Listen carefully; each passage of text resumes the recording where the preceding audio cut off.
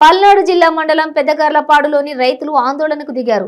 Cement ఫ్యాక్టరీకి భూములు ఇవ్వలేదంటూ దౌర్జన్యంగా పంట వేసి ఉన్న పొలాన్ని ధ్వంసం చేశారని ఆరోపిస్తున్నారు. చేతికొచ్చే తరుణంలో సిమెంట్ ఫ్యాక్టరీ యాజమాన్యం పంట మొత్తం నాశనం చేశారని ఆవేదన వ్యక్తం చేశారు.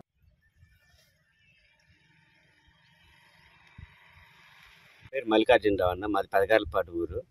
ఈ శ్రీ సిమెంట్ వారు బలవంతంగా పొలం అమ్మలేదని చెప్పేసి చేలోని పంట పండిన పైరులో నుంచి సిమెంట్ వారు తొక్కించుకుంటూ పోయి బలవంతంగా రోడ్డు వేయాలని చూస్తున్నారు. అదేమంటే మీరు ఇస్తారా లేకపోతే మేము తొక్కించుకొని పోమని చెప్పి 2 రోజులు మాతో బేరమారి ఈయననే సరికలు ఇవాళ 3వ రోజు వచ్చి చేనంతా తొక్కించుకొని పోయి మా ఇష్టం మాకు డాక్యుమెంట్లు ఉండే మీరు ఇచ్చేది అనేది మా డాక్యుమెంట్ అని చెప్పేసి దొంగ డాక్యుమెంట్లు తీసుకొచ్చి ఈ వంతున చేను మొత్తం నష్టం చేశారు. దీనికి కారణం ఎవరు ఉంటారు?